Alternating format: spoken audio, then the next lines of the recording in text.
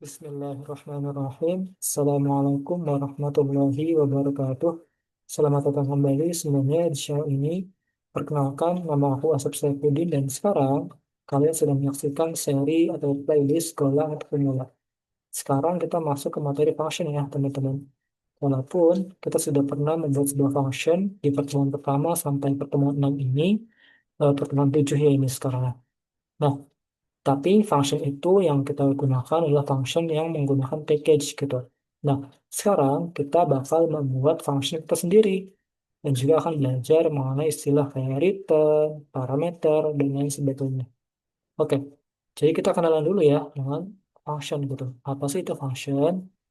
Di function adalah sekumpulan kode yang dibuat untuk menjalankan tugas tertentu dan bisa dipanggil kapan saja saat dibutuhkan.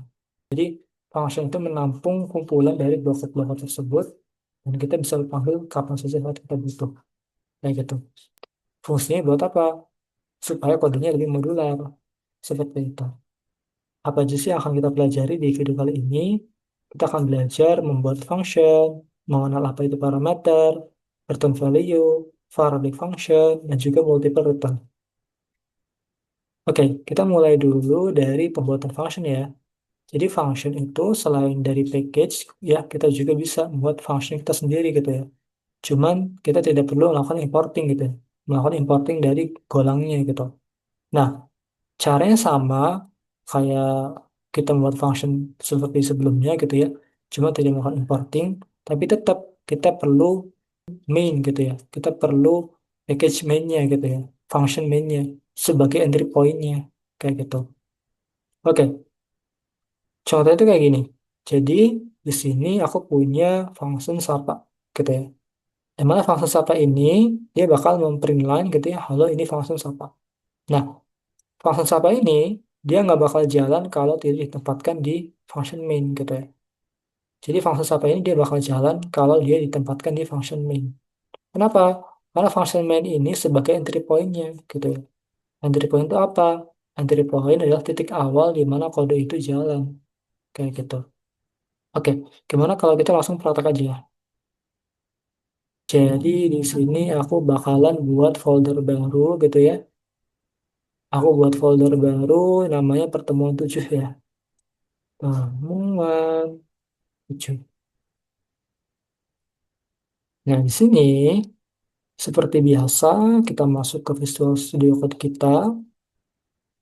Teman-teman bebas ya pakai kode editor apa. Dan di sini aku akan buat main.go.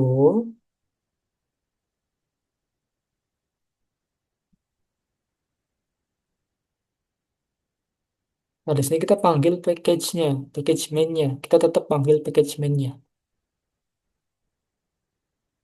Dan kita tetap perlu untuk membuat sebuah function main-nya sebagai entry point-nya. Kayak gitu. Nah, misal di sini aku buat function kita sendiri ya. Fungsi kita sendiri. Misal nama fungsinya itu sapa gitu ya. Sama kayak yang dicontoh deh gitu ya. Fun, sapa, kayak gini. Yang mana kalau function sapa ini dipanggil gitu ya. Dia bakal melakukan print line.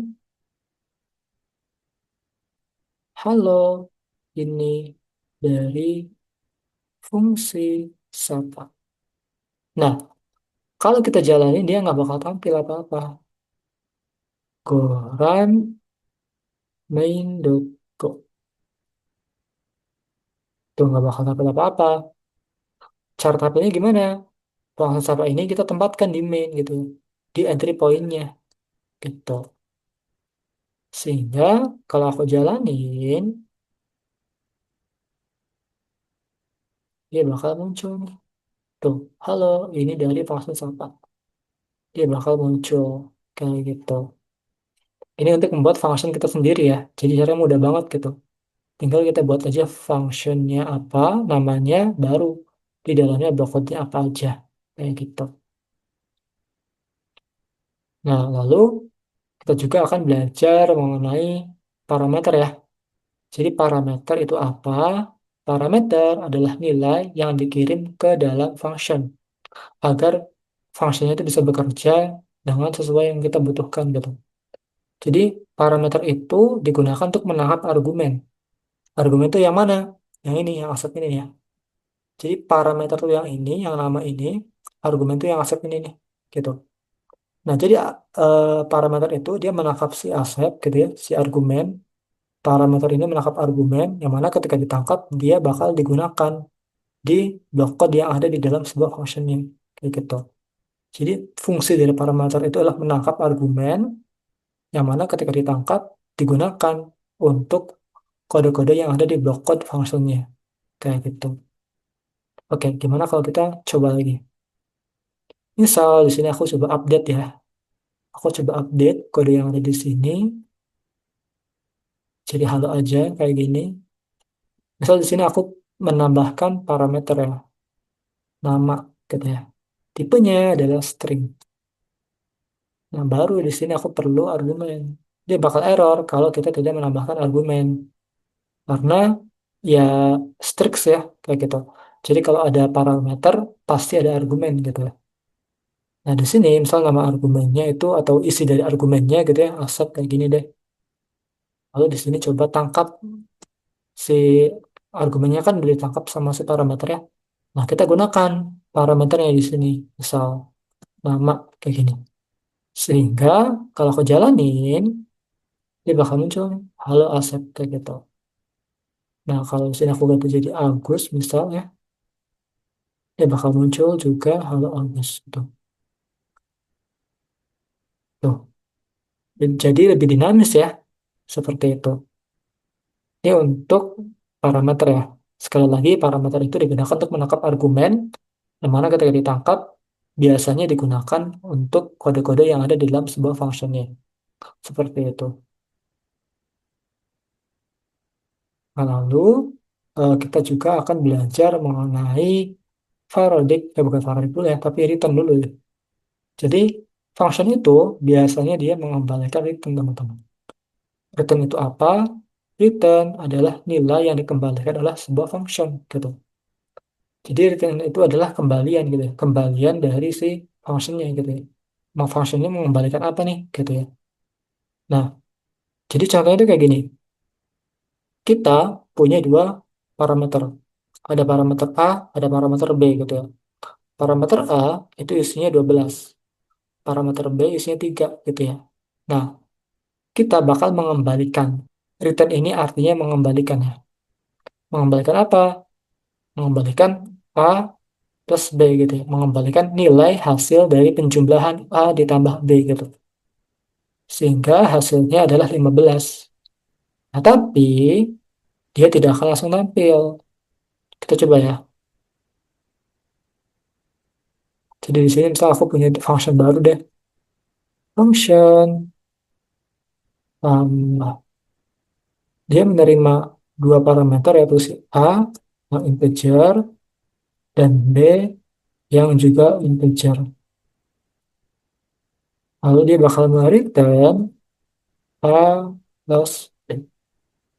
Dan returnnya, tipe returnnya gitu ya, hasilnya adalah tipenya integer juga. Oke. Jadi kita tentukan juga ya, returnnya itu tipenya apa gitu di sini. Nah, di sini misal di sini aku panggil nih si tambahnya gitu ya. Si A-nya aku isi 12, si B-nya aku isi 3 gitu ya. Sehingga kalau aku jalanin dia bakal memunculkan angka 15. Tapi no, aku bohong.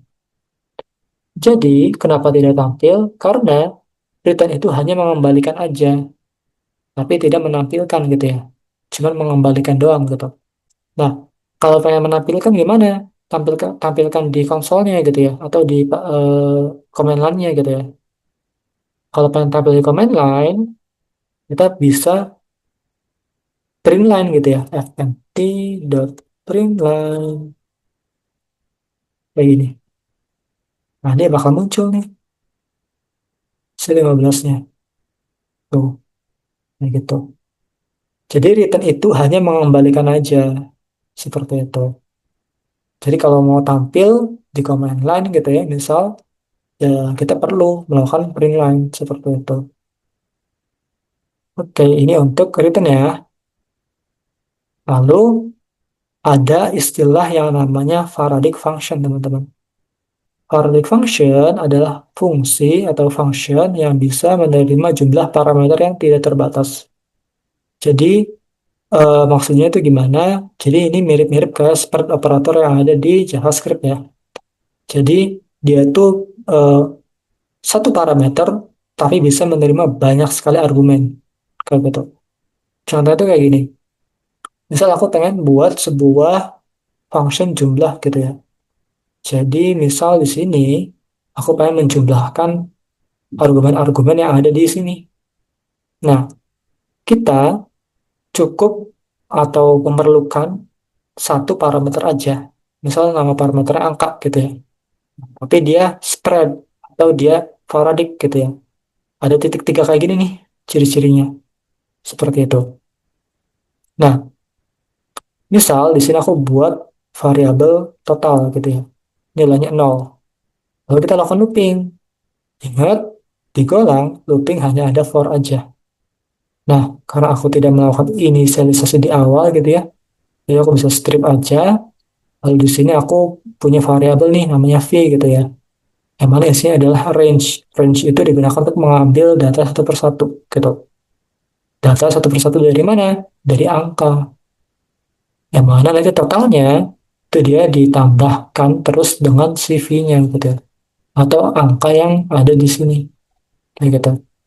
Sehingga totalnya bakal terus bertambah. Kayak gitu. Oke, kalau pusing gimana kalau kita praktek aja? Jadi di sini misal aku punya function baru, function jumlah. Nah, di sini aku pengen function ini adalah function Faraday gitu ya. Function Faraday, jadi di sini aku bisa buat satu parameter gitu ya, misalnya angka, kayak gini. Dia bakal mereturn sebuah integer. Nah, di sini, misal aku panggil dulu di sini, empty.println, ini supaya tampil ya di konsolnya ya. Jumlah. Misal aku ada banyak deh, satu, dua, tiga, empat, lima, enam, tujuh, delapan gitu ya, sembilan gitu. Sampai tidak terbatas, bisa aja. Nah, lalu di sini aku pengen menjumlahkan nih gitu ya ceritanya. Satu ditambah dua, ditambah tiga, ditambah empat, ditambah lima, ditambah enam, ditambah tujuh, ditambah delapan, ditambah sembilan itu hasilnya berapa gitu ya. Nah, di sini aku bisa buat penampungnya gitu ya, yaitu si total, variabel total kayak gini. Dan kita isi nilai awalnya adalah nol, lalu kita lakukan looping. Lakukan looping, nah karena aku tidak ingin membuat inisialisasi di awal, jadi aku bisa kosongin aja kayak gini, dan di sini aku bisa buat variabel, misal namanya A gitu ya, variabel namanya A, dan di sini nanti aku bisa menggunakan yang namanya range. Range ini digunakan untuk mengambil data satu persatu gitu ya. Misal ngambil data dari mana? Dari angka, kayak gini. Lalu totalnya ini bakal ditambahin gitu ya dengan si A. Lalu dia di return si totalnya. Jadi gini, total awalnya kan nol. Nah, kita lakukan looping nih. Kita melakukan looping untuk angka gitu ya. Nah, range itu digunakan untuk menangkap data collection gitu ya. Which is ini 1, 2, 3 gitu. Dia bakal tangkap satu persatu gitu ya.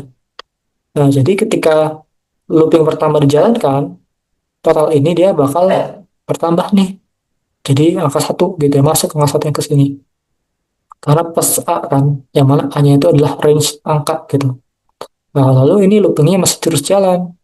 Ketika looping kedua, dia ditambah lagi jadi dua. Yang tadi totalnya satu gitu ya, ditambah jadi dua, jadi tiga gitu. Lalu ketika looping lagi, ada range lagi gitu ya, keambil nih tiganya. Keambil tiganya, sehingga yang tadi totalnya ada tiga gitu ya, ditambah tiga, jadi enam. Dan seterusnya. Nah, sehingga Kalau aku jalanin gitu ya, dia bakal muncul angka berapa nih? 45 ya. Ternyata satu ditambah 2 ditambah 3 ditambah 4 ditambah 6 ditambah 7 tambah 8 tambah 9 adalah 45. Kayak gitu. Oke, ini untuk eh, Faradik ya. Jadi Faradik itu adalah sebuah parameter yang bisa menerima banyak argumen sekaligus.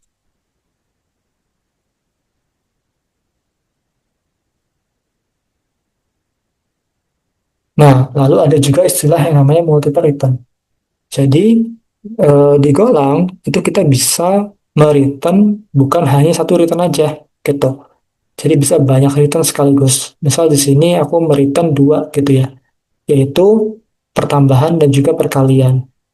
Nah, kita bisa melakukan seperti itu dengan cara ya tambahin aja koma kayak gini. Lalu karena returnnya itu ada dua, jadi di sini integernya juga type dari returnnya juga ada dua, kayak gitu. Kita coba ya.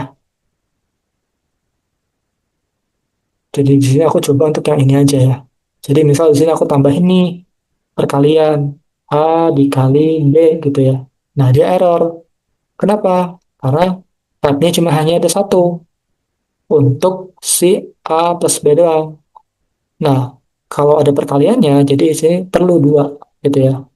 Tapi tampung dulu kayak gini, ditampung dulu gitu ya. Lalu baru tambahin type-nya untuk perkaliannya kayak gini. Sehingga kalau aku jalanin dia bakal muncul ya si perkaliannya gitu. Untuk 36 yang ini. Lalu kalau misalkan aku tambahin lagi gitu, misal pengurangan gitu ya. A dikurang B gitu. Nanti tambahin lagi di sini si type-nya untuk pengurangannya gitu ya. Kayak gini. Kalau aku jalanin lagi, dia bakal muncul lagi nih, tuh 9. Kalau misalkan sini aku tambahin lagi ya untuk pembagian gitu, misal A dibagi B, artinya apa? Artinya di sini tambahin lagi si type untuk pembagiannya. Kayak gitu.